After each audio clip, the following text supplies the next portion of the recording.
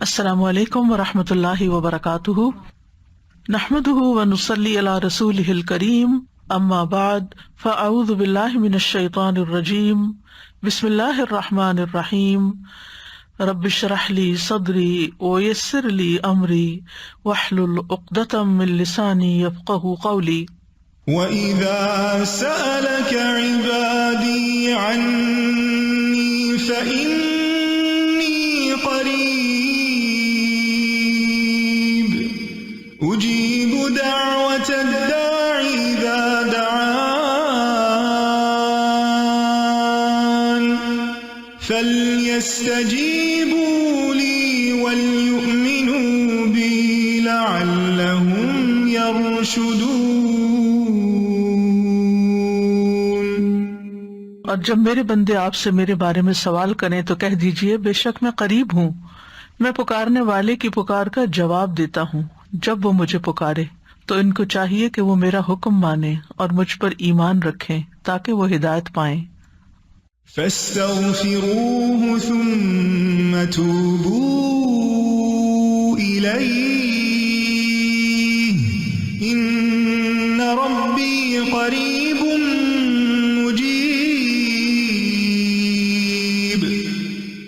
سو اس سے بخشش مانگو، پھر اس کی طرف پلٹ آؤ، یقیناً میرا رب قریب ہے، قبول کرنے والا ہے۔ الحمد للہ الکبیر المتعال ذی العزت والجبروت والجلال، یسبح بحمدہ من فی السماوات ومن فی الارض والطیر والشجر والدواب والجبال، الحمد للہ حمدا کثیرا وسبحان اللہ بکرۃ واصیلا۔ سب تعریف اللہ کے لیے ہے، بہت زیادہ تعریف، جو بہت بڑا، نہایت بلند ہے، عزت والا، قہر والا اور جلال والا ہے۔ اسی کی تسبیح و تحمید بیان کر رہے ہیں جو بھی آسمانوں میں ہے اور جو زمین میں ہے، پرندے، درخت، جانور اور پہاڑ، تمام تعریف اللہ ہی کے لیے ہے، بہت زیادہ، اور اللہ ہی کے لیے تسبیح ہے صبح اور شام۔ اللہم صلی علی محمد وعلی آل محمد کما صلیت علی ابراہیم وعلی آل ابراہیم انک حمید مجید، اللہم بارک علی محمد وعلی آل محمد کما بارکت علی ابراہیم وعلی آل ابراہیم انک حمید مجید۔ پروگرام قریب و مجیب کے سلسلے میں آج ہم صبح و شام کی دعاؤں کے بارے میں پڑھیں گے۔ ارشاد باری تعالیٰ ہے، یا ایھا الذین آمنوا اذکروا اللہ ذکرا کثیرا وسبحوہ بکرۃ واصیلا۔ اے ایمان والو، اللہ کو بکثرت یاد کیا کرو اور صبح و شام اس کی تسبیح بیان کیا کرو۔ اللہ سبحانہ تعالیٰ اس آیت میں اہل ایمان کو حکم دے رہے ہیں کہ وہ اس کی حمد، تسبیح، تکبیر اور لا الہ الا اللہ کے ساتھ کثرت سے اس کا ذکر کیا کریں، یعنی اس کو بہت زیادہ یاد کیا کریں۔ ابن عباس رضی اللہ عنہ کہتے ہیں کہ اللہ نے ہر فرض کی کوئی نہ کوئی حد مقرر فرمائی ہے، یعنی صبح کے 2 فرض ہیں، شام میں 3 فرض ہیں، تو ہر فرض کی ایک حد ہے۔ رمضان کے روزے فرض ہیں تو 1 مہینے کے فرض ہیں۔ پھر عذر کی حالت میں وہ بھی معاف ہے، یعنی اگر انسان کو کوئی حقیقی عذر پیش ہو تو اس سے بھی اللہ تعالیٰ درگزر کرتے ہیں، لیکن نہ اس کے ذکر کی کوئی حد ہے اور نہ وہ کسی عذر سے معاف ہوتا ہے، یعنی اگر غفلت برتو۔ ہاں عقل یا ہوش نہ رہے تو اور بات ہے۔ اللہ تعالیٰ فرماتے ہیں سورۃ النساء میں، فاذکروا اللہ قیاما وقعودا وعلی جنوبکم، اللہ کا ذکر کرو کھڑے، بیٹھے، لیٹے، یعنی ہر حال میں اللہ کو یاد کرتے رہو۔ یعنی ہم نے یہ خود ساختہ پابندیاں لگائی ہوئی ہیں کہ اس کیفیت میں ذکر نہیں کرنا، یا لیٹ کے نہیں کرنا، ضرور بیٹھو، یا قبلے کی طرف رخ کر کے بیٹھو، یا باوضو ہو کے بیٹھو پھر ہی ذکر کر سکتے ہو۔ نہیں، ایسا کچھ نہیں، ہر حال میں اللہ کا ذکر کر سکتے ہو۔ نبی صلی اللہ علیہ وسلم کے بارے میں آتا ہے، کان یذکر اللہ فی کل احیانہ، کہ آپ اپنے ہر طرح کے حالات میں، ہر طرح کے اوقات میں اللہ کا ذکر کیا کرتے تھے۔ اور یہاں پر کیا فرمایا، وسبحوہ بکرۃ واصیلا، صبح اور شام، یعنی دن کے پہلے پہر اور دن کے پچھلے پہر اللہ کی تسبیح کرو، کیونکہ جب انسان ایسا کرتا ہے تو اللہ تعالیٰ کی رحمتیں آتی ہیں۔ فرشتے بھی اہل ایمان کے لیے دعائیں کرتے ہیں۔ هو الذی یصلی علیکم وملائکتہ، وہی ہے جو تم پر صلات بھیجتا ہے اور اس کے فرشتے بھی۔ تو یہاں اہل ایمان کو خطاب ہے، یا ایھا الذین آمنوا، اے لوگو جو ایمان لائے ہو۔ ابن مسعود کہتے ہیں کہ جب اس آیت کے ساتھ پکارا جائے تو اپنے کانوں کو اس حکم کی طرف لگا دیں، توجہ کریں کہ اللہ تعالیٰ کیا کہنا چاہتے ہیں، اس کو غور سے سنیں۔ یا تو کوئی خیر کا کام ہوگا جس کا اللہ تعالیٰ حکم دے رہا ہوگا، یا کوئی شر ہوگا جس سے اللہ تعالیٰ تمہیں روک رہا ہوگا، اس سے منع کر رہا ہوگا۔ تو یہاں پر یا ایھا الذین آمنوا کہہ کے کیا کہا گیا؟ اذکروا اللہ ذکرا کثیرا، صرف ذکر نہیں بلکہ ذکرا کثیرا، بہت کثرت سے اللہ کو یاد کیا کرو، کثرت سے اللہ کا ذکر کیا کرو، یعنی ہر طرح کے حالات میں اللہ ہی کو یاد کیا کرو، اور خاص طور پر تسبیح، تحلیل، تحمید، تکبیر۔ مجاہد کہتے ہیں یہ وہ کلمات ہیں جنہیں پاک، ناپاک، بے وضو اور جنبی بھی کہہ سکتا ہے، یعنی اگر کوئی حالت جنابت میں ہے تو بھی سبحان اللہ کہنے میں اس کو کوئی حرج نہیں، الحمدللہ وہ بھی کہہ سکتا ہے۔ جیسے اگر کسی کو نہانے کی ضرورت ہے اور اس کو تھوڑا ٹائم ہے نہانے میں کسی بھی وجہ سے، تو اس دوران اگر وہ پانی پینے لگا ہے تو بسم اللہ کہہ سکتا ہے، پانی پی چکا ہے تو الحمدللہ کہہ سکتا ہے، اسی طرح استغفر اللہ کہہ سکتا ہے۔ تو یہ کلمات ہر حال میں کہے جا سکتے ہیں۔ پھر دل کے اخلاص کے ساتھ ذکر کرنا چاہیے، یعنی ذکر کثیر کا معنی کیا گیا وہ ذکر جو اخلاص کے ساتھ کیا جائے، یعنی صرف کوانٹٹی میں ہی زیادہ نہ ہو بلکہ اس کی کوالٹی اچھی ہو۔ کوالٹی اچھی ہونے کا مطلب کیا ہے؟ دل سے کیا گیا۔ کثیر کا اپوزٹ قلیل ہوتا ہے، تو قلیل ذکر کون سا ہے؟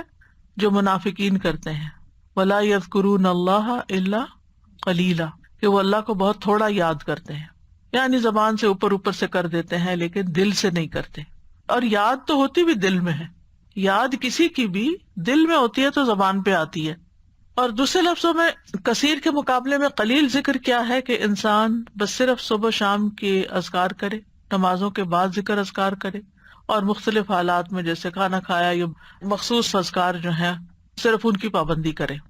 لیکن ذکر کثیر اس کے برعکس کیا ہے کہ انسان ان خاص مواقع کے علاوہ بھی ہر حال میں اللہ کو یاد کرتا رہے، اللہ کی یاد اس کے دل میں تازہ رہے۔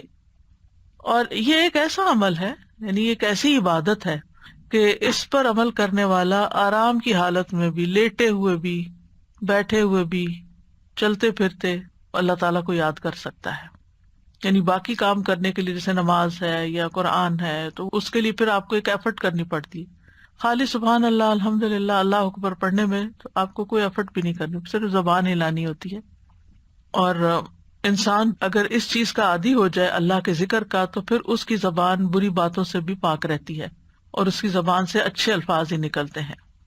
اور یہ جو ہم نے اپنے اوپر ایک ڈسپلن کے لیے پابندی لگائی تھی کہ کم از کم 100 دفعہ استغفار دن میں کرنی ہے، کم از کم 100 دفعہ سبحان اللہ پڑھنا، ٹھیک ہے، لیکن اس کا یہ مطلب نہیں کہ 100 دفعہ گنتی پوری ہوگی تو اب اس کے بعد کوئی پابندی لگ گئی ہے، آگے بس دروازہ بند ہے اور اس سے آگے نہیں جا سکتے۔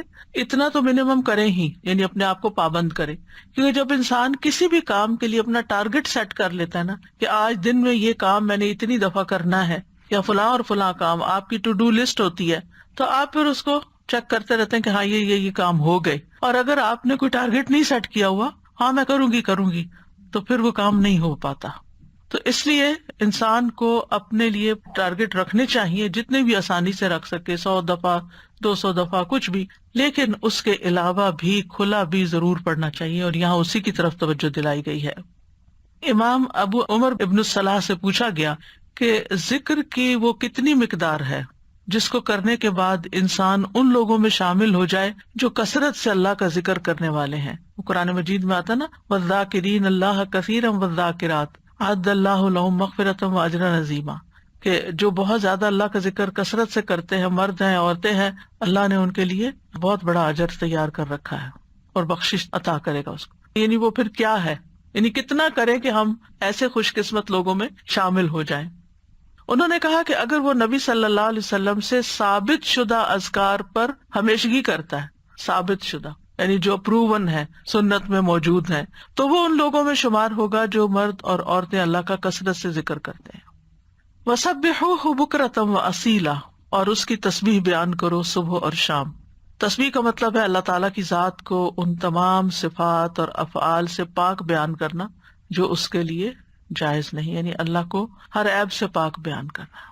اب دیکھیے کہ شیطان جو ہے نا وہ انسان کا دشمن ہے، اور شیطان انسان کے دل میں اللہ تعالیٰ کے بارے میں کوئی نہ کوئی بدگمانی ڈال دیتا ہے، کوئی نہ کوئی ایسے خیالات ڈال دیتا ہے کہ جو انسان کی عقل نہیں بھی مانتی اور اس کو پسند نہیں بھی آتے، لیکن وہ خیال گزر جاتے ہیں، آتے ہیں اور چلے جاتے ہیں، جن کو وسوسے کہا جاتا ہے، اور اس کا شکار ہر انسان ہوتا ہے کسی نہ کسی درجے پر۔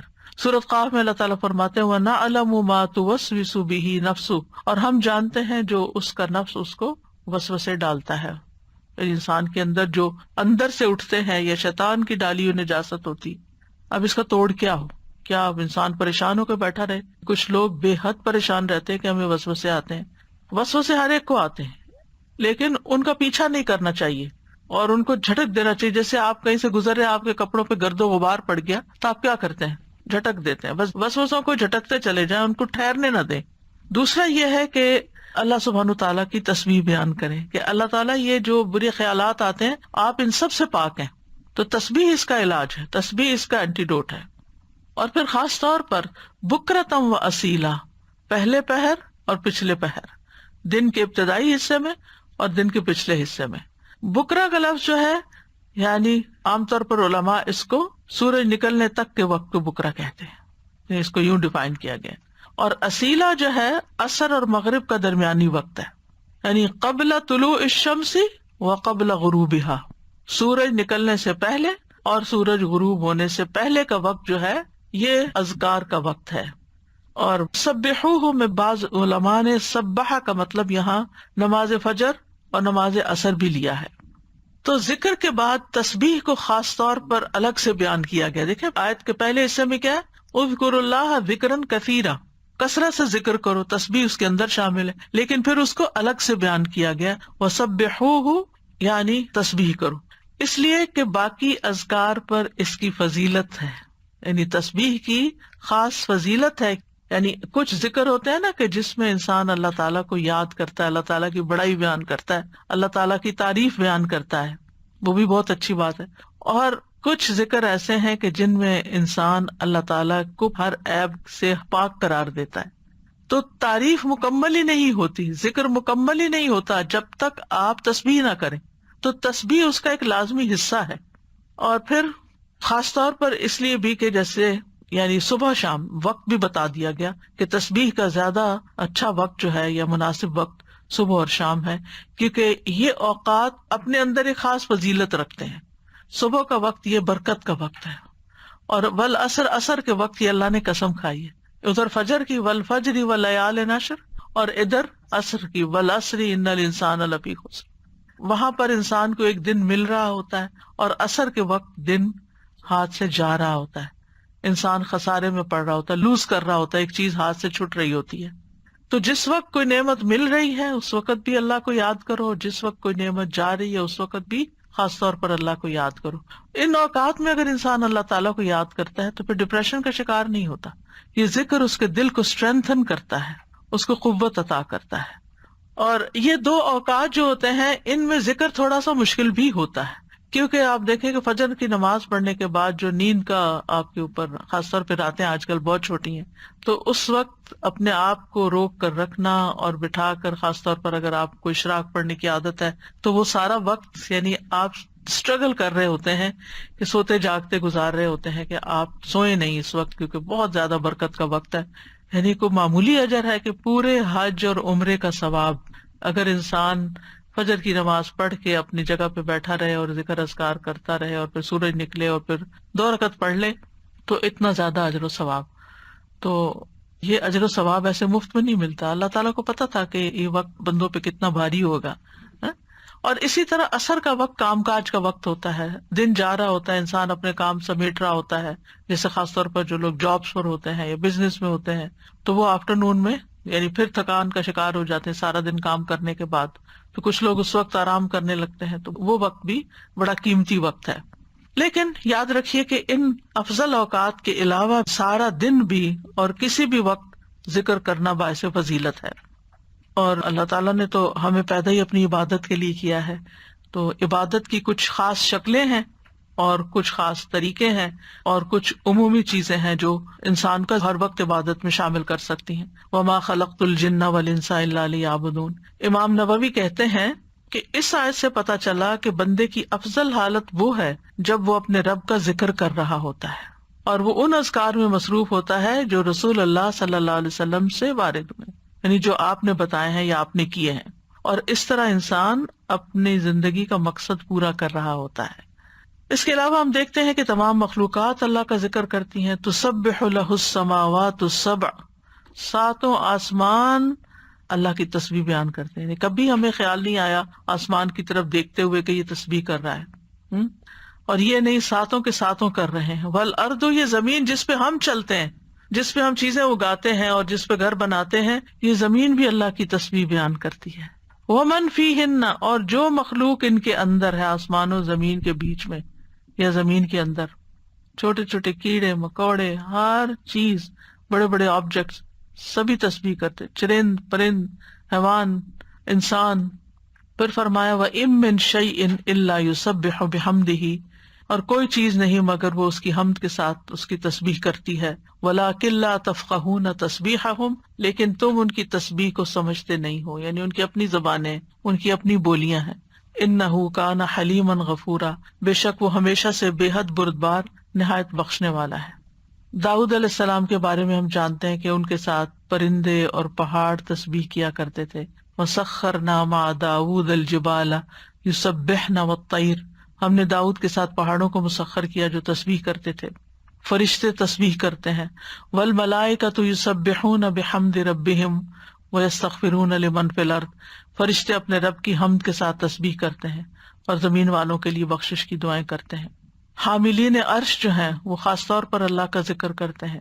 ان سب میں آپ دیکھیے، چاہے زمین آسمان کی ہر چیز ہو، چاہے فرشتے ہوں، چاہے پیغمبر ہوں، سب کے ساتھ تسبیح کا لفظ آ رہا ہے کہ تسبیح کرتے ہیں، یعنی خالی ذکر نہیں آیا بلکہ تسبیح آیا ہے. تو اس سے بھی تسبیح کی فضیلت پتہ چلتی ہے.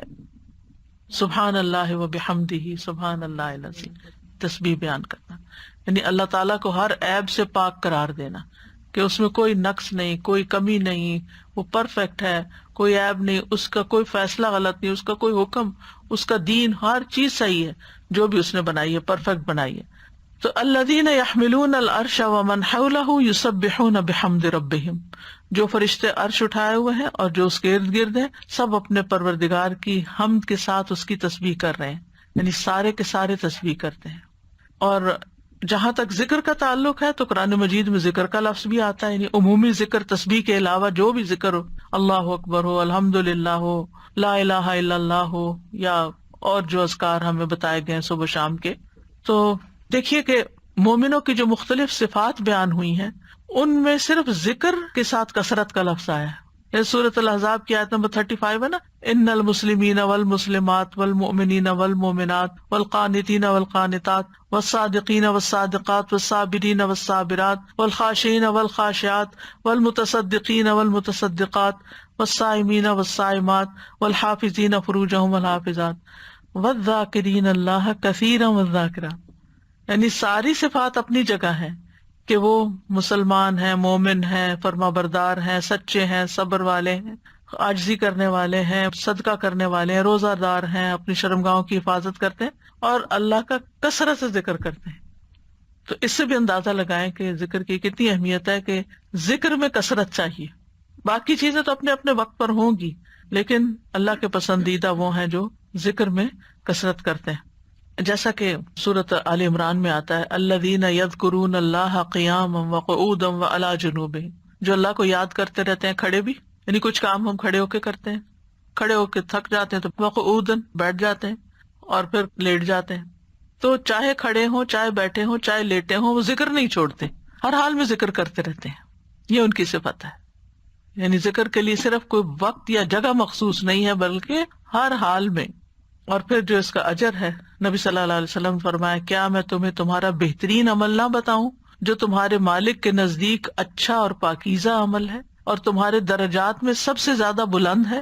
سونا چاندی کے خرچ کرنے سے بہتر ہے، اللہ کی راہ میں جہاد کرتے ہوئے تمہارے کفار کی گردنیں مارنے اور ان کے تمہاری گردنیں مارنے سے بھی افضل ہے. صحابہ نے عرض کیا کیوں نہیں؟ آپ نے فرمایا اللہ تعالیٰ کا ذکر. یعنی بعض اوقات انسان سوچتا ہے نا کہ میں تو کچھ کر نہیں پا رہا، لوگ تو بڑے بڑے نیکی کے کام کر جاتے ہیں، اتنے مالدار ہیں، وہ اتنا صدقہ خیرات کرتے ہیں. خاص طور پر انسان جب ایسی چیریٹیز کے بارے میں سنتا ہے جو لوگ بہت آگے بہت بڑے بڑے کام کرتے ہیں، تو انسان سوچتا ہے کہ میرے پاس تو کچھ ہے ہی نہیں کرنے کے لیے، میں تو ان کے برابر کبھی آ ہی نہیں سکتا. کچھ لوگ ہر سال حج عمرے پہ چلے جاتے ہیں، انسان سوچتا ہے میں تو یہ بھی نہیں کر سکتا. اسی طرح کچھ لوگ اور بڑے بڑے کام کر رہے ہوتے ہیں، خدمت خلق کے بڑے کام کر رہے ہوتے ہیں. آپ کبھی کبھی پڑھتے ہیں نا کہ مخصوص شخصیات کے بارے میں، اس نے اتنے ہزار لوگوں کو مسلمان کیا، انسان سر پکڑ کے بیٹھ جاتا ہے کہ ہم نے تو ایک کو بھی نہیں شاید کیا. تو اسی طرح فلاں شخص نے اتنے 100 مسجدیں افریقہ میں بنوا دی، کہتے ہم نے کیا کیا.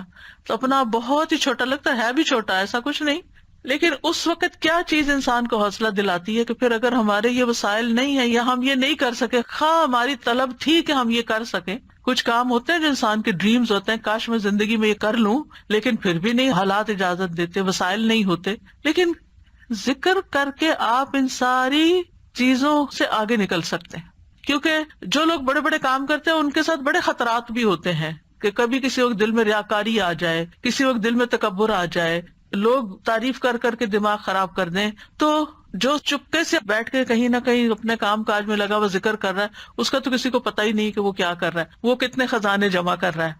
تو اس لیے جو چیز ہمارے ہاتھ میں ہے ہم اس کو تو گریب کریں، اس اپرچونٹی کو تو نہ جانے دیں، اس وقت کو تو نہ ضائع کریں، اس میں تو ہمارا کچھ بھی خرچ نہیں ہوتا.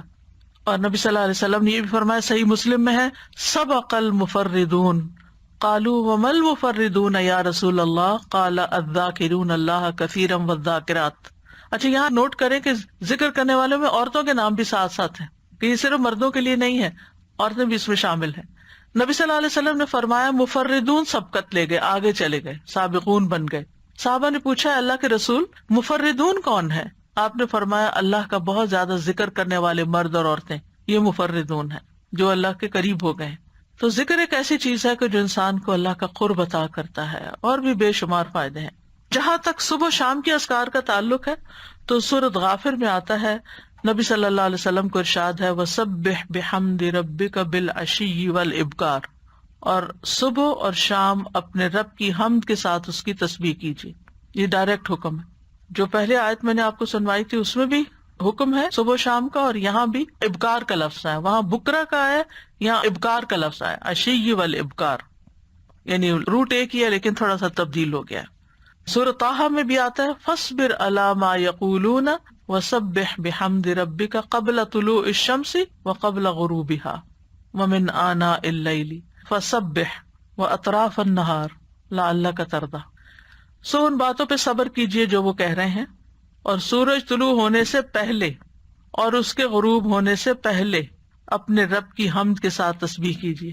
تو تسبیح کا خاص وقت جو ہے، ویسے تو سارا دن کر سکتے ہیں، خاص اوقات یہ بتائے جا رہے ہیں جو قرآن میں خود بتا دیے گئے. اور رات کے کچھ اوقات میں بھی بس اس کی تسبیح کیجیے. رات کے کچھ اوقات میں، جیسے حضرت فاطمہ رضی اللہ تعالیٰ عنہا کو نبی صلی اللہ علیہ وسلم نے تھکاوٹ کا علاج کیا بتایا تھا؟ تسبیحات. تو اپنا آخری کام تسبیح کیا کیجیے. نبی صلی اللہ علیہ وسلم خود بھی یعنی جب تک نیند نہیں آتی تھی تسبیح ہی کیا کرتے تھے. اور رات کے کچھ اوقات میں بھی بس تسبیح کیجیے، اور دن کے کناروں میں، تاکہ آپ خوش ہو جائیں. تو اس سے کیا پتہ چلتا ہے؟ یہ خوش ہونے کا نسخہ ہے، خوش ہونے کا راز ہے، اس میں خوشی حاصل کرنے کا ذریعہ ہے. یعنی اگر آپ چاہتے ہیں کہ آپ کا دل مطمئن ہو، خوش ہو، تو آپ کو ان اوقات میں لازماً تسبیح کرنی چاہیے. اور جو ان اوقات میں تسبیح نہیں کرتے وہ غافلین میں شمار ہوتے ہیں، کیونکہ اللہ تعالیٰ فرماتے ہیں وَاذْكُرْ رَبَّكَ فِي نَفْسِكَ تَضَرُّعًا وَخِيفَةً وَدُونَ الْجَهْرِ مِنَ الْقَوْلِ بِالْغُدُوِّ وَالْآصَالِ وَلَا تَكُن مِّنَ الْغَافِلِينَ. اور اپنے رب کا ذکر کیجیے اپنے دل میں عاجزی اور خوف سے، بغیر بلند آواز کیے، چپکے چپکے، دل ہی دل میں، صبح اور شام کے وقت. اور آپ غافلوں میں سے نہ ہونا، یعنی جو ان اوقات میں تسبیح نہیں کرتے، ذکر نہیں کرتے، پھر وہ غافل شمار ہوتے ہیں. اور خاص طور پر اس وقت میں جو تھوڑا سا بھی ذکر کیا جاتا ہے اس کا اجر بہت زیادہ ہے. رسول اللہ صلی اللہ علیہ وسلم نے فرمایا جو لوگ نماز فجر سے سورج نکلنے تک اللہ کا ذکر کریں، مجھے ان کے ساتھ بیٹھے رہنا زیادہ پسند ہے.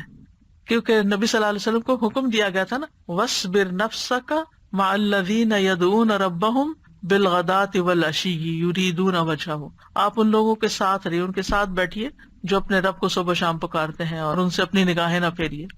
تو آپ نے فرمایا مجھے ان کے ساتھ بیٹھے رہنا زیادہ پسند ہے بنسبت اس کے کہ میں اولاد اسماعیل سے 4 غلام آزاد کروں۔ ایک وہ نیکی ہے اور ایک ایسے لوگوں کی کمپنی میں بیٹھنا جو اس وقت اللہ کا ذکر کرتے ہیں، اور میں ایسے لوگوں کے ساتھ بیٹھا رہوں جو نماز عصر سے سورج غروب ہونے تک اللہ کا ذکر کرے، یہ زیادہ پسندیدہ ہے اس سے کہ 4 غلام آزاد کروں۔ تو نماز عصر کے بعد کا وقت بھی صرف جمعے کا دن نہیں، کیونکہ ہم عام طور پر جمعے کے دن پھر بھی تھوڑا سا بہتر کر لیتے ہیں، لیکن عام دنوں میں ہم اس وقت کو دھیان نہیں کرتے۔ ٹھیک ہے، اگر اس وقت میں آپ کے کچھ مخصوص کام ہے گھر کے، یا واک کا وقت ہے، یا کوئی بھی، تو اس وقت کی برکت کی وجہ سے کہ یہ ذکر کا خاص وقت ہے۔ اور آپ نے یہ بھی دیکھا ہوگا کہ پرندے بھی صبح کے وقت سورج نکلنے تک چہچہا رہے ہوتے ہیں، اور پھر اس کے بعد جب چڑیا اپنے گھونسلوں کو جاتی ہیں اور جو ہی سورج غروب ہو جاتا ہے تو خاموشی سے سونے لگتی ہیں۔ تو یہ اوقات بھی یعنی ایک نیچرل تسبیح کے اوقات ہیں۔ اور ابھی آگے بھی وہ ذکر آئے گا، تسبیح آئے گی جو آپ نے حضرت جویریہ رضی اللہ تعالیٰ عنہا کو سکھائی تھی، وہ بھی انہی اوقات میں پڑھنے کی تسبیح ہے۔ اور صبح کے وقت ذکر کرنے سے شیطان کی گرہیں کھل جاتی ہیں انسان سے۔ جب انسان صبح کے وقت اٹھتا ہے اور پھر وضو کرتا ہے، نماز پڑھ لیتا ہے، ذکر کر لیتا ہے، تو حشاش بشاش خوش مزاج ہوتا ہے، ورنہ سستی ہوتی ہے اس کو۔ پھر اسی طرح یہ ہے، رسول اللہ صلی اللہ علیہ وسلم نے فرمایا بنی آدم کے ہر انسان کو 360 جوڑوں پر پیدا کیا گیا ہے، اس کے جسم میں 360 جوڑ لگے ہوئے ہیں۔ پس جو شخص اللہ اکبر، الحمدللہ، لا الہ الا اللہ، سبحان اللہ، استغفر اللہ کہے، لوگوں کے راستے سے پتھر یا کانٹا یا ہڈی ہٹا دے، یا نیکی کا حکم دے یا برائی سے روکے، تو یہ اس کے 360 جوڑوں کے شمار کے برابر ہے، اور وہ اس دن جب شام کرے گا تو اپنے نفس کو جہنم کی آگ سے دور کر لے گا۔ یعنی جو اپنے جوڑوں کا صدقہ روزانہ نکال لیتا ہے، اور یہاں مالی صدقے کے بارے میں بات نہیں ہو رہی، یہاں اذکار کی بات ہو رہی ہے خاص طور پر، یا کچھ کام ہے جس سے دوسروں کی تکلیف ہٹانا مقصود ہے، تو انسان اپنے آپ کو جہنم کی آگ سے آزاد کر لیتا ہے۔ ابن عثیمین کہتے ہیں کہ صبح و شام کی اذکار اپنے پڑھنے والوں کے لیے اس قدر وسیع عظیم فوائد اور برکات پر مشتمل ہے کہ ان کا احاطہ نہیں کیا جا سکتا، ان کو بیان نہیں کیا جا سکتا۔ ان میں سے کچھ فائدے جیسے دل اور روح کی غذا ہیں ان اوقات کے اذکار، انسان کے دل کو سکینت ایک نصیب ہوتی ہے، ٹھہر جاتا ہے دل، ایک راحت محسوس ہوتی ہے، ایک مسرت محسوس ہوتی ہے۔ پھر اسی طرح دنیا اور آخرت میں امن اور سلامتی کا ذریعہ ہے، دنیا اور آخرت میں سلامتی کا ذریعہ ہے، کیونکہ پروٹیکشن کی دعائیں ہیں اس میں، حفاظت کی دعائیں ہیں۔ پھر خیر و برکات کے دروازے کھولنے کا سبب ہے۔ پھر چوتھی چیز ہے اجر و ثواب کے حصول کا ذریعہ ہے، یعنی بہت زیادہ اجر و ثواب ہے ان اوقات میں اذکار کا۔ پھر پانچویں چیز ہے شر کے واقع ہونے سے پہلے، یعنی کسی تکلیف کے آنے سے پہلے اور واقع ہونے کے بعد اسے ہٹانے کا ذریعہ ہے۔ ویسے بھی نبی صلی اللہ علیہ وسلم نے فرمایا نا، دعا اس مصیبت میں بھی فائدہ دیتی ہے جو واقع ہو چکی ہے، اور اس میں بھی فائدہ دیتی ہے جو ابھی واقع نہیں ہوئی، جو ابھی مصیبت نہیں آئی۔ اے اللہ کے بندو دعا کو لازم کر لو۔ تو یہ صبح شام کی دعائیں ہی ہیں ایک طرح سے ان میں زیادہ تر۔ پھر ان اذکار میں انسان اللہ کی نعمتوں اور مہربانیوں کا اعتراف کرتا ہے، یعنی صبح شام کے اذکار جو ہیں یہ اللہ کی پے در پے نعمتوں کا اعتراف ہے۔ جیسے سید الاستغفار میں کہتا ہے نا، ابو لک بنعمتک علیہ، کہ اللہ جو تیری نعمتیں مجھ پر ہیں میں ان کا اقرار کرتا ہوں، اکنالج کرتا ہوں۔ اللہ تعالیٰ کی مہربانیوں اور اس کے احسان پر اس کا شکر ادا کرنا ہے۔ پھر ساتویں چیز یہ ہے کہ رب کے سامنے فقر اور عاجزی کا اظہار ہے کہ میں تجھ سے بے نیاز نہیں ہوں، تیری ہی پروٹیکشن چاہتا ہوں، تیری طرف رجوع کرتا ہوں۔ پھر آٹھویں چیز یہ ہے کہ یہ بندے کی اصلاح کے اسباب میں سے ہے، اور خاص طور پر دل کی اصلاح۔ اور دل کی اصلاح ہو نہیں سکتی جب تک دل میں اللہ کی محبت یا اللہ کے لیے محبت اور اللہ کی تعظیم اور اللہ کی بڑائی اور اللہ تعالیٰ کے پاورفل ہونے اور اس کے سارے جو اسماء و صفات ہیں ان پر یقین نہ ہو، اس وقت تک اللہ کی بڑائی دل میں نہیں آتی۔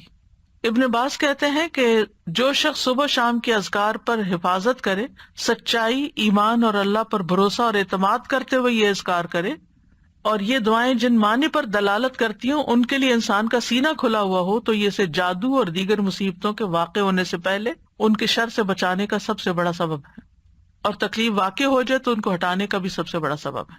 یعنی ان کو چھوڑنا نہیں چاہیے، کیونکہ بعض اوقات کوئی تقدیر نافذ ہونی ہوتی ہے تو انسان بھول ہی جاتا ہے، یا سویا ہی رہ جاتا ہے، یا کوئی بھی وجہ بن جاتی ہے اور انسان غافل ہو جاتا ہے، اور اتنے میں وہ واقع ہو جاتی ہے۔ ابن قیم کہتے ہیں کہ دعائیں اور تعوذات ہتھیار کی طرح ہیں، ہتھیار ہیں۔ ہتھیار مارنے والے کی قابلیت اور صلاحیت کے مطابق اثر کرتا ہے، صرف تیز دھار کے ساتھ نہیں۔ یعنی آپ کے پاس کیسی بھی سورڈ ہو، آپ کے پاس کیسی بھی گن ہو، لیکن اگر آپ کو چلانی نہیں آتی تو فائدہ نہیں ہے۔ جب ہتھیار کامل ہو اور اس میں عیب نہ ہو، اور وہ بازو طاقتور ہو جو ہتھیار چلاتا ہے، اور رکاوٹ نہ پائی جاتی ہو، تو اس ہتھیار کے ساتھ دشمن کے لیے تاثیر واقع ہوگی اور وہ دشمن کو بھگا دے گا، زخمی کر دے گا۔ اگر ان چیزوں میں سے کسی میں کوئی کمی ہو جائے تو تاثیر بھی کم ہو جائے گی۔ کون کون سی چیزیں؟ ہتھیار بھی اچھا، عیب بھی نہ ہو، اور چلانا بھی صحیح آتا ہو۔ آپ نے عام طور پہ سنا ہوگا لوگ کہتے ہیں کہ ہم خود نہیں رقیہ کر سکتے، کسی راقی کے پاس جانے کی کیا ضرورت ہے، ہم بھی کر سکتے ہیں، وہی ضرور کرو، کسی نے منع تو نہیں کیا۔ لیکن بعض اوقات جو راقی ہوتے ہیں نا، ان کا جو یقین ہوتا ہے، ان کا جو انداز ہوتا ہے، ان کی جو آواز ہوتی ہے، اس کا اثر ہی کچھ اور ہوتا ہے۔ چلے رقیے کو آپ چھوڑیں، عام جو زبان میں بات کرتے ہیں، مثلا ایک شخص کہتا ہے ادھر آؤ، بچے کو کہتے ہیں ادھر آؤ، وہ سنتا ہی نہیں، اس کہتا ہے ادھر آؤ، تو وہ ڈر کے مارے آ جاتا ہے۔ کہنے والے کے کہنے میں بڑا فرق بھی ہوتا ہے اور اس کا اثر بھی فرق ہوتا ہے۔ کچھ لوگوں کی بات لوگ آسانی سے مان جاتے ہیں اور کچھ کی تو بالکل نہیں مانتے، ہم سب جانتے ہیں۔ گھر میں بھی عام طور پہ دیکھا گیا کہ ماں کی بات کا اثر اور ہوتا ہے، باپ کی بات کا کچھ اور ہوتا ہے، کبھی وائس ورثا بھی ہوتا ہے۔ لیکن یہ ہے کہ فرق ہے ایک بندے کے ذکر کرنے اور پڑھنے اور جن بھوت کو بگانے اور دوسرے بندے کے بگانے میں۔ جو خود ہی جنوں بھوتوں سے ڈرتا ہو وہ بگائے گا کہاں سے؟ تو جو ایسا کام کرنے والے ہوتے ہیں نا، اللہ نے ان کو خاص صلاحیتیں دی ہوتی ہیں اور خاص ٹیکنیکس بھی دی ہوتی ہیں اور سجھائی ہوتی ہیں، ان کے دل میں ڈالی ہوتی ہیں۔ بعض اوقات وہ کوئی کسی کو نقل نہیں کر رہے ہوتے، وہ جو ان کے دل میں آتا ہے اس کے مطابق وہ بیان کرتے جاتے، پڑھتے جاتے ہیں مریض کے حسب حال، کیونکہ ہر مریض فرق ہوتا ہے، ان کا ایکسپیرینس بھی فرق ہوتا ہے کہ کیا چیز فائدہ دیتی کیا نہیں دیتی۔ جب تک آپ کے ہتھیار صحیح نہ ہو نا، یعنی کہ آپ کے پاس اسکلز نہ ہو، اور آپ کو دل مضبوط نہ ہو، بہادری نہ ہو اندر۔ استاذہ جی جیسے نا بچے آج کل نئی ٹیکنیک سے کوئی بھی ہو تو کہیں گے آپ کو تو یوز کرنا نہیں آتا، آپ کو متاثر کرتے ہیں نا آپ کو، یعنی کہ جی امپریس کرتے ہیں، اور پھر جب آپ کو وہ حاوی چیز ہوتے ہیں یوز آپ پر۔ کرنے آ جاتی تو آپ خود حاوی ہو جاتے۔ اور اسی طرح ہی جب آپ کو پتا ہوتا ہے کہ آپ نے ہتھیار کیسے یوز کرنا ہے تو پھر آپ کی پاورز اور قسم کی ہوتی ہیں، بالکل۔ اور یہی وہ طاقت اور وہ پاور ہے جس سے آپ نا شیطان کو بھگا سکتے ہیں۔ اور میں کہتی ہوں نا حضرت عمر رضی اللہ عنہ سے کیوں شیطان ڈرتا تھا، تو ان کے اندر وہ پاورز تھیں۔ بالکل۔ سبحان اللہ۔ کبھی کبھی ایسا ہوتا ہے نا کہ آپ بالکل گھر میں اکیلے ہوتے ہیں، اندھیرا یا کوئی ایسی چیز ہوتی ہے تو انسان کے دل میں ایک دم خیال آتا ہے کہ یہاں کوئی ایسی چیز نہ ہو، تو آپ یوں کیا کریں اور آنکھیں کھول لیا کریں، اچھا کیا ہے، اگر کوئی ہوگی تو کیا ہوگا۔ سر جی آپ نے ایک دفعہ بتایا تھا نا کہ ذرا سی تھوڑی آواز کے ساتھ ڈانٹا جائے تو پھر ڈر خود نکل جاتا ہے، تو 2-3 دفعہ اس طرح سے ہوا تو الحمدللہ ذرا سی آواز زور کر کے کہ ہمارا گھر ہے، ہم رہتے ہیں، جو بھی مخلوق ہے وہ تنگ نہ کرے، مطلب اپنے آپ کو زیادہ باروب بنا کے اور ڈر نکال کے ان کو ڈرانا چاہیے، بالکل۔ تو الحمدللہ اس سے فرق پڑتا وہ ہے۔ متین ہاشمی صاحب ہوتے تھے کراچی میں، شاید آپ کے ہوتے ہوئے وہ لیکچر دینے آئے ہوں گے، انہوں نے ایسی بہت سی ٹیکنیکس بتائی تھی۔ وہ جنات کا علاج کرتے تھے اور ان کی آواز بھی اتنی ٹھہری ہوئی تھی، کوئی غصہ بھی نہیں کرتے تھے، کچھ نہیں۔ تو وہ کہتے تھے کہ جہاں کوئی ایسا مسئلہ ہو تو میں جا کے کہتا ہوں کہ دیکھیں ہم اشرف المخلوقات ہیں، ہم انسان ہیں اور آپ کا کوئی حق نہیں یہاں رہنے کا، میں آپ کو حکم دیتا ہوں یہاں سے چلے جائیں، اور وہ چلے جاتے تھے۔ تو بہرحال یہ تعوذات جو ہیں اور صبح شام کے اذکار جو ہیں، یا تو شر کے اسباب کو واقع ہونے سے روک دیتے ہیں، یا پھر وہ ان کے درمیان اور ان کی کامل تاثیر کے درمیان رکاوٹ بن جاتے ہیں، یعنی اسباب اور اثر کے بیچ میں رکاوٹ یعنی وہ چیز آ تو رہی ہوتی ہے مگر اس کا اثر جلد ختم ہو جاتی ہے۔ اور جتنا تعوذ کبھی ہوگا اتنا ہی اثر بھی قوی ہوگا۔ دعا جو ہے وہ تقدیر بدل دیتی ہے۔ ابن عثیمین کہتے ہیں دعا تقدیر کو ٹال دیتی ہے، صبح شام کے اذکار دعاؤں اور تعوذات کا ایک مجموعہ ہے، اور دعا تقدیر کو ٹالتی ہے، اور اللہ کبھی تقدیر کا فیصلہ صادر کرتا ہے اور اس کے لیے ایک سبب مقرر کرتا ہے، یعنی تقدیر نافذ ہونے کے لیے کوئی وجہ، ذریعہ، جو اس تقدیر کے آگے رکاوٹ بن جاتی ہے۔ ٹھیک ہے، تو دعا بھی انہیں اسباب میں سے ایک سبب، یعنی تقدیر بھی اللہ نے بنائی، وہ اتر رہی ہے تقدیر، اور اس کو ہٹانے کا سبب بھی اللہ نے بنایا، اور وہ اسباب میں سے ایک سبب کیا ہے؟ یہ دعائیں، یعنی وہ آتی ہے اور دعائیں اس کو پیچھے دھکیل دیتی ہیں۔ اللہ نے یعنی صرف تقدیر نہیں بنائی، اللہ نے اس کو ٹالنے کا ذریعہ بھی بنایا ہے، اسباب بھی بنائے، اور دعا ان میں سے ایک سبب ہے، سمپل سے۔ امام نووی کہتے ہیں دعا مصیبت کو ہٹانے اور رحمت کو پانے کا ایک سبب ہے، یعنی ایک ہتھیار ہے. پہلے بات ہوئی نا کہ ہتھیار ہے دعا. جیسے ڈھال ہتھیار کے حملے کو روکنے کا سبب ہے، جیسے ڈھال تلوار کے حملے کو روکنے کا سبب ہے، اور پانی زمین سے نباتات اگانے کا سبب ہے. بارش ہوتی ہے تو زمین ہری بھری ہو جاتی ہے، تو یہ سبب ہے نا. زمین کے اندر پوٹینشیل تھا، لیکن جب تک پانی نہیں آیا تو وہ دبی رہی. جب جو ہی پانی آیا تو اس نے اپنا اندر کا سب باہر نکال دیا. تو دعا اور مصیبت ایک دوسرے کا مقابلہ بھی کرتے ہیں. تو تقدیر سے بچاؤ کے لیے ہتھیار اٹھانا ضروری ہے. تو اللہ نے تقدیر بھی بنائی ہے، تقدیر کو ٹالنے کا سبب بھی بنایا ہے. ابن قیم کہتے ہیں کہ صبح شام کے اذکار ذرا کے قائم مقام ہے. اب آپ دیکھیں کتنے انہوں نے مختلف سبب اور فائدے بتائے نا. جیسے جیسے ذرا موٹی ہوگی ویسے ویسے اس کو پہننے والا متاثر نہیں ہوگا. وہ ذرا بختر آپ کو معلوم ہے نا کہ وہ لوہے کا لباس جو لوگ اپنے آپ کو پروٹیکٹ کرنے کے لیے بلٹ پروف کہہ لیں، بلکہ ذرا کی طاقت یہاں تک پہنچ جائے گی کہ تیر واپس لوٹ جائے گا اور اسی کو جا کے لگے گا جس نے تیر چلایا تھا. یعنی اگر کوئی نظر لگانے لگا آپ کو اور آپ نے دعائیں پڑھی ہوئی ہیں تو وہ نظر کا اثر آئے گا اور پلٹ کے واپس جائے گا اور اسی کے اوپر لگ جائے گا، آپ کو نہیں نقصان دے گا. جی ہاں، بد دعا دیتا ہے اور آپ اس کے اہل نہیں ہیں تو وہ واپس اسی پہ پلٹتی ہے. ابن عثیمین کہتے ہیں صبح و شام کے اذکار حفاظت کرنے میں ان لوگوں کے لیے یاجوج اور ماجوج کی دیوار سے بھی زیادہ مضبوط ہے جو ان کو حضور قلب کے ساتھ پڑھتے ہیں. ایک تو نا بے دھیانی میں پڑھنا، لیکن جو ان کو دھیان سے پڑھتے ہیں یہ یاجوج ماجوج کی دیوار سے بھی زیادہ مضبوط چیز ہے جو فتنے کو آنے سے روکتی ہے. صحابہ صبح شام کے اذکار کی حفاظت کیا کرتے تھے. ابو وائل فرماتے ہیں ہم ایک دن صبح کی نماز پڑھنے کے بعد عبداللہ بن مسعود کی طرف گئے اور دروازے سے سلام کیا تو انہوں نے ہمیں اجازت دے دی، مگر ہم تھوڑی دیر دروازے کے ساتھ ٹھہرے رہے تو ایک لونڈی آئی اور اس نے کہا آپ اندر کیوں نہیں آ رہے؟ پھر ہم اندر داخل ہوئے تو ابن مسعود بیٹھے تسبیحات کر رہے تھے. انہوں نے کہا تمہیں اندر آنے سے کس چیز نے روکا جبکہ میں نے تمہیں اجازت دے دی تھی؟ ہم نے کہا کوئی بات نہیں سوائے اس کے کہ ہم نے سوچا کہ گھر والوں میں سے شاید کوئی سو رہا ہو. تو ابن مسعود نے فرمایا کیا تم نے ابن ام عبد کے گھر والوں کے بارے میں غفلت کا گمان کیا؟ تم سمجھتے ہو ہم اس وقت سو رہے ہوتے ہیں؟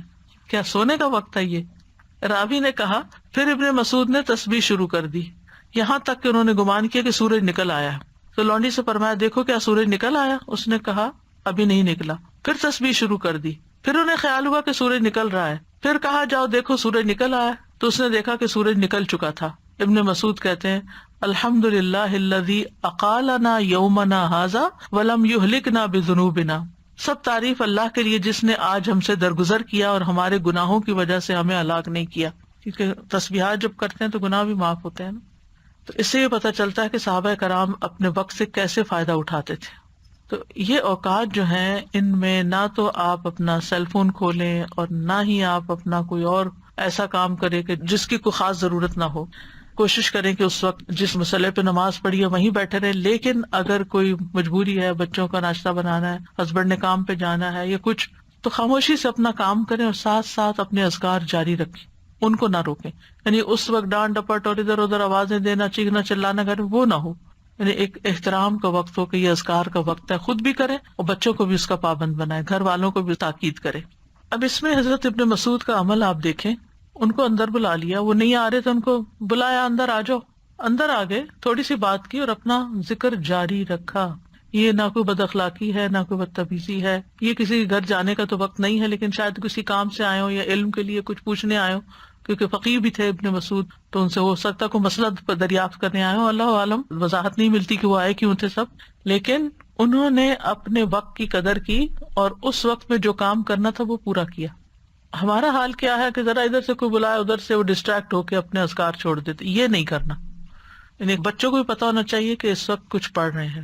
یعنی اشارے سے سبحوہ بکرۃ واصیلا اشارہ کر دے اور 2-4 دفعہ کریں کہ بچوں کو پتا ہوگا کہ یہ وقت اماں جو ہے وہ ذکر کرتی ہیں، بات نہیں کرتی، تو مجھے ویٹ کرنا ہے. پھر اسی طرح وہ کہتے ہیں کہ بہت سے لوگ اس میں کوتاہی کرتے ہیں. یہ وقت یا سونے میں گزار دیتے ہیں، یا سستی میں، یا کمزوری میں، یا گھٹیا کام کرنے میں.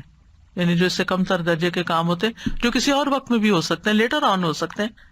وہ کہتے ہیں کہ دن کا اول حصہ جوانی کے قائم مقام ہے، پچھلا بڑھاپے کے قائم مقام ہے. تو جو دن کے پہلے حصے میں دن کی لگام کو تھام لیتا ہے وہ سارا دن سلامت رہتا ہے اور نیکی کے کاموں میں اس کی مدد کی جاتی ہے اور اس دن میں برکت دی جاتی ہے.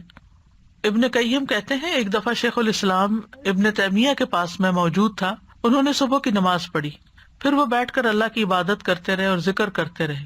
تقریباً آدھا دن گزر گیا، میری طرف دیکھا اور کہا یہ میرا ناشتہ ہے، اگر میں یہ غذا نہ کھاؤں تو میری قوت ساکت ہو جائے، کچھ کر نہ سکوں۔ آپ کو پتا 35 جلدوں میں انہوں نے لکھا ہے فتاوا، ان کے فتاوا کو اکٹھا کیا گیا، پوری شیلف بھر جاتی ہے، بلکہ اس سے بھی بچ جاتی ہے، کتابیں دوسری شیلف میں رکھنی پڑتی ہیں۔ تو ہم سوچئے کہ اتنے بڑے بڑے کام لوگ کس طرح کر جاتے تھے اللہ کی مدد کے ساتھ، اور اللہ کی مدد اللہ کے ذکر کے ساتھ آتی ہے، اور خاص طور پر فجر کے بعد سونے کو جو ناپسند کرنا، کیونکہ وہ برکت کا وقت ہوتا تھا۔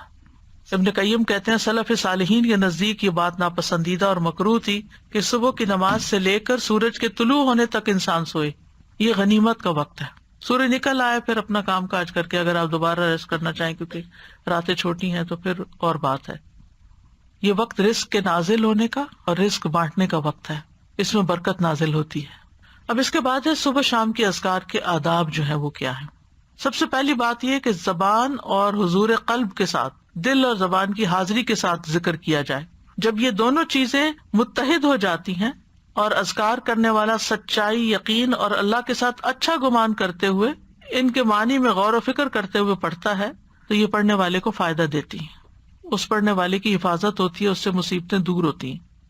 ابن قیم کہتے ہیں تمام اذکار سے افضل اور زیادہ مفید وہ ذکر ہے جس میں زبان اور دل ساتھ ہوں، جو بول رہے ہیں وہ آپ کا دل سمجھ بھی رہا ہے اور اس کے موافق ہوں، اور وہ نبوی اذکار سے ہوں، یعنی سنت سے ثابت ہوں، اور ذکر کرنے والا معنی اور مقصد سمجھتا ہو۔ پھر اسی طرح ان اذکار کا وقت جو ہے طلوع فجر سے پہلے شروع ہو جاتا ہے اور طلوع شمس سے پہلے تک رہتا ہے، یعنی جو ہی اذان ہوتی ہے نا فجر کی، اس وقت سے شروع ہو جاتا ہے سورج نکلنے تک۔ اور شام کے اذکار کا وقت عصر کے بعد سے لے کر رات کے اول حصے تک ہوتا ہے، مغرب کے وقت تک۔ اگر کسی سے یہ اوقات رہ جائیں، ان سے محروم ہو جائے، بھول گیا یا کوئی رکاوٹ بن گئی، تو کوئی حرج نہیں۔ صبح کے اذکار چاشت کا وقت ختم ہونے تک پڑھ لے اور شام کے اذکار رات کے 1/3 حصے تک پڑھ لے، لیکن یہ رخصت ہے، اصل وقت ان کا سورج نکلنے سے پہلے اور غروب ہونے سے پہلے کا ہی ہے۔ ابن باز کہتے ہیں سنت یہ ہے کہ صبح اور شام کے اذکار اور دعاؤں کو ان کے وقت میں ادا کرنے کی حفاظت کی جائے۔ جب ان کا وقت ختم ہو جاتا ہے تو وہ ثواب بھی ان کے وقت کے ساتھ ختم ہو جاتا ہے جو اس وقت سے متعلق تھا۔ اب صبح شام کے اذکار میں سب سے پہلا ذکر آیت الکرسی کا ہے۔ آیت الکرسی کیا ہے؟ اللہ لا الہ الا هو الحی القیوم، آخر تک۔ صبح شام آیت الکرسی پڑھنے سے حفاظت ملتی ہے، یعنی حدیث سے بھی ثابت ہے، خاص طور پر جنات کے اثر سے بچاؤ ہوتا ہے۔ آیت الکرسی میں آپ دیکھیں اللہ سبحانہ تعالیٰ کا تعارف ہے، اس کے اسماء و صفات ہیں۔ قرآن کریم کی کوئی اور آیت ایسی نہیں جس میں اللہ تعالیٰ کے اتنے نام اور صفات بیان ہوئی ہوں۔ اس میں اللہ کا ذاتی نام اللہ بھی آیا اور تقریباً 27 صفات اور افعال وغیرہ آئے ہیں۔ سب سے پہلے اللہ تعالیٰ کی الوہیت کا ذکر ہے، اللہ لا الہ الا ہو، کہ وہ الوہیت میں اکیلا ہے۔ پھر الحی القیوم، اور یہ دونوں نام ان کو اسماء اعظم بھی کہا گیا ہے۔ حی زندہ ہے، یعنی اس کو کبھی موت نہیں آئی، کمال صفات میں سے، اور قیوم قائم رکھنے والا کمال افعال میں سے۔ بعض لوگ یہ سوال کرتے ہیں نا کہ اللہ تعالیٰ کو کس نے پیدا کیا ہے، تو اللہ سبحانہ و تعالیٰ کی کوئی بگننگ نہیں ہے جیسے ہماری بگننگ ہے اور ہمارا ایک اینڈ ہے، نہیں، اللہ کی ایسے نہیں۔ اس میں آپ دیکھیے کہ ٹائم کا کریٹر اللہ ہے، تو جب ٹائم ہی نہیں تھا تب بھی اللہ ہے۔ یہ مہینے اور سال کس نے بنائے، اور ان کی نشاندہی کس سے ہوتی؟ سورج سے۔ تو ایک وقت تھا کہ سورج نہیں تھا، دن اور رات نہیں تھے، مہینے اور سال نہیں تھے، اللہ تعالیٰ اس وقت بھی موجود تھا۔ هو الاول، وہی اول ہے، والآخر والظاہر والباطن۔ تو اس لیے اللہ سبحانہ تعالیٰ کو پہچاننا ضروری ہے، اس کو جاننا ضروری ہے، اور اس پہچان اور جان کے ساتھ اگر آپ پھر ذکر کرتے ہیں تو اس کا اثر ہی کچھ اور ہوتا ہے۔ آیت الکرسی بہت پاورفل آیت ہے، اس کے پاور کی وجہ کیا ہے؟ اس میں اللہ تعالیٰ کے نام اور صفات بیان ہوئے۔ لا تأخذہ سنۃ ولا نوم، نہ اس کو نیند آتی ہے نہ اونگ آتی ہے، ہلکی نیند بھی نہیں آتی، گہری نیند آتی ہی نہیں ہے۔ پھر ہر چیز کا مالک ہے، لہو ما فی السماوات و ما فی الارض، ہر چیز اسی کی ہے، ہر چیز اسی کے کنٹرول میں ہے۔ من ذا الذی یشفع عندہ الا باذنہ، کوئی اس کے ہاں سفارش بھی نہیں کر سکتا، اس کی جرات بھی نہیں کر سکتا مگر جس کو وہ خود اجازت دے، یعنی پورا کنٹرول، اقتدار سب اسی کا ہے۔ یعلم ما بین ایدیہم وما خلفہم، اس میں اللہ تعالیٰ کے وسیع علم کی خبر دی گئی ہے، کہ اللہ تعالیٰ بندوں کا ماضی مستقبل ہر چیز جانتا ہے. بندے اپنے بارے میں سب کچھ نہیں جانتے، اور جو جانتے ہیں وہ بھی ان کو یاد نہیں ہوتا. پچھلے دنوں کسی نے ایک نوٹ بھیجا، اس میں لکھا کہ جب آپ یونیورسٹی میں پڑھاتی تھی تو اس وقت الہدا نہیں بنا تھا، تو میں ایک دن آپ کی کلاس اٹینڈ کرنے کے لیے گئی، تو آپ نے سنن نبی داؤد میں سے فلاں چیپٹر پڑھایا اور آپ سے اسٹوڈنٹ نے یہ سوال کیا اور آپ پیپر دے کے ان کے اوپر ڈسکس کر رہی. میرے کسی حافظے میں ہے ہی نہیں کچھ، مجھے بالکل یاد نہیں کہ ایک اسٹوڈنٹ نے آپ سے یہ سوال کیا تھا اور آپ نے اس کا یہ جواب دیا تھا، کچھ بھی یاد نہیں. ہمارا اپنے بارے میں یہ حال ہے کہ ہم اپنے آپ کو نہیں جانتے. ہم جو کچھ کر چکے ہم نہیں جانتے کہ ہم نے زندگی میں کیا کچھ کیا، تو ہم کسی اور کے بارے میں تو کیا جانیں گے. لیکن اللہ سب کچھ جانتا ہے. یعلم ما بین ایدیہم، جو فیوچر میں ان کے آگے آ رہا ہے، وما خلفہم، جو پیچھے گزر چکا ہے، سب پتا ہے اس کو. یہ اس کے وسیع علم کی ایک جھلک ہے. باقی ہر چیز کے بارے میں جو کچھ وہ جانتا ہے، وہ تو کوئی ایک پتا نہیں گرتا مگر وہ اس کو جانتا ہے. خشکی میں، سمندر میں، آسمانوں میں، زمین میں، کسی پتھر کے اندر ایک دانہ بھی چھپا ہوا تو مثقال ذرۃ فی السماء والارض ولا یحیطون بشیء من علمہ الا بما شاء. اور جو اس کا علم ہے اس میں سے کوئی اس کے علم کا احاطہ ہی نہیں کر سکتا مگر جتنا وہ چاہتا ہے. یعنی اس کے علم کا بہت تھوڑا حصہ انسانوں کو ملا. جیسے خضر اور موسیٰ علیہ السلام کے واقعے میں آتا ہے نا کہ وہ جب کشتی میں بیٹھے تو ایک چڑیا نے پانی کی چونچ میں لیا تھا کہ بندوں کا علم اللہ کے علم کے مقابلے میں ایسا ہی جیسے چڑیا کی چونچ میں پانی اس سمندر کے مقابلے میں. وہ ساری مخلوق کا علم اتنا سا ہے، بس اس پر تو پھر ہم بھروسہ کرتے ہیں، اس علم کے اوپر ہم فخر کرتے ہیں، اور جو اللہ کا علم ہے اس کی طرف کبھی توجہ ہی نہیں کی. وسع کرسیہ السماوات والارض. اللہ کی عظمت کے ساتھ ساتھ اس کی مخلوقات کی عظمت کو بیان کیا گیا. یہاں کرسی جو اللہ کی مخلوقات میں سے ایک مخلوق ہے، وہ آسمان و زمین پہ چھائی ہوئی ہے، ہر چیز کو انکمپس کیے ہوئے. پھر جو اس کا بنانے والا ہے اس کی عظمت کیا ہوگی. اور کرسی جو ہے وہ رب تعالیٰ کے دونوں قدموں کی جگہ ہے. استاذہ جی، مجھے خیال آ رہا تھا کہ اللہ سبحانہ تعالیٰ کے بارے میں اللہ سبحانہ تعالیٰ کے بھیجے ہوئے علم سے استفادہ کرنا یہ کتنی زیادہ ایک آنرڈ چیز ہے. تو ہم خود بھی اس آنر کو آنر نہیں کرتے، کیونکہ آپ دیکھیں کہ کوئی سمر سے یا کوئی پچھلے سال سے آپ کسی سے ملتے ہیں، لوگ کہتے ہیں اچھا ہم یہ فلاں یونیورسٹی کا یا آن لائن کورس کیا یا ہم نے یہ کیا یا ہم یہ کیا. تو آپ کیا کریں؟ نہیں، ہم تو بس لسنر بن کے یہاں کلاس اٹینڈ کر رہے ہوتے ہیں. We don't even honour this knowledge that has come from اللہ سبحانہ تعالیٰ کمپیئر ٹو کہ ایک چھوٹا سا کوئی سرٹیفکیٹ کورس، کوئی ٹیک کا کوئی کچھ کر دیا. ٹھیک ہے، وہ بھی علم نافع ہوگا، لیکن اس کا فائدہ سامنے نظر آ رہا ہے نا، اس کا فائدہ جمع ہو رہا ہے، ابھی نظر نہیں آ رہا. جی تو بس یہ ہماری ویکنس ہوتی ہے کہ جو چیز ہمیں نظر آتی ہے ہم اس کو زیادہ ویلیو کرتے ہیں بنسبت اس کے کہ جو نظر نہیں آتی.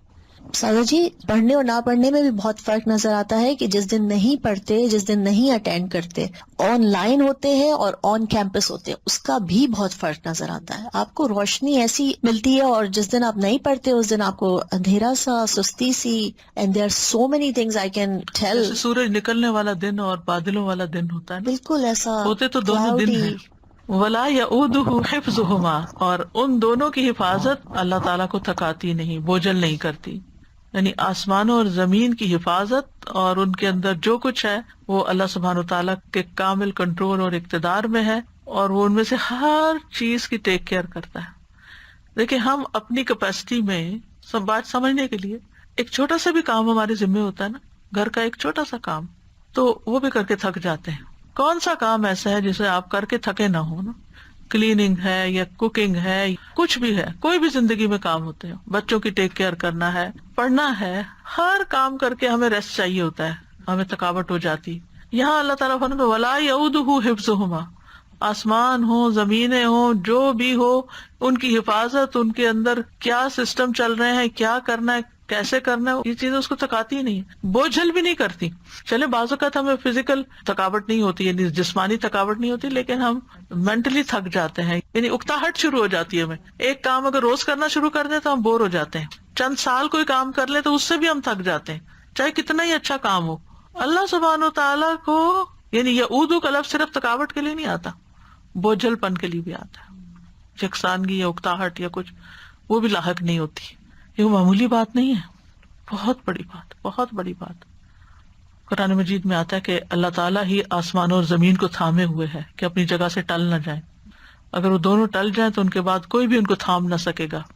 یعنی صرف اس نے بنا کے چھوڑ نہیں دیا. اب یہ آسمان جو بغیر ستونوں کے ہے، کسی نے تھاما ہوا تو ہمارے اوپر ہے نا، ورنہ تو نیچے آ پڑے. وہو العلی العظیم، اور وہ بہت بلند، یعنی مطلق بلندی ہے اس کی، اور عظیم بہت عظمت والا ہے، کوئی مخلوق میں اس کے مشابہ نہیں، کسی کی وہ بڑائی نہیں. لیکن افسوس یہ کہ ہم مخلوق کو پھر بڑا سمجھتے ہیں اور اس کی بڑائی محسوس نہیں کرتے کہ وہ بڑا ہے. جس دن یہ یقین آ گیا نا کہ وہ بڑا ہے، تو پھر لوگوں کی ناراضگی، لوگوں کی پسند ناپسند کا خوف، یہ ساری چیزیں نکل جائیں گی. پھر اللہ کے حکم پر عمل کرنا بھی آسان ہوگا کہ اللہ بڑا ہے نا، اللہ میرے شوہر سے بھی بڑا ہے، اللہ میرے بہن بھائیوں سے بھی بڑا ہے، اللہ اس سوسائٹی سے بھی بڑا ہے، اللہ سارے فلاسفر سے اور سارے قانون دانوں سے اور سارے سائنٹسٹ سب سے بڑا ہے، تو اس کا حکم بھی سب سے بڑا ہے میرے لیے. پھر آپ کو کوئی بھی اس کا حکم ماننے میں مشکل لگے گی نہیں. تو بہرحال آج اتنا ہی کرتے ہیں انشاءاللہ تعالی. ابھی بہت سی دعائیں اور بھی ہیں صبح و شام کے اذکار میں سے، پھر کل انشاءاللہ اس کے اوپر بات کریں گے. وآخر دعوانا ان الحمدللہ رب العالمین. سبحانک اللہم وبحمدک، اشہد ان لا الہ الا انت، استغفرک واتوب الیک. السلام علیکم ورحمۃ اللہ وبرکاتہ.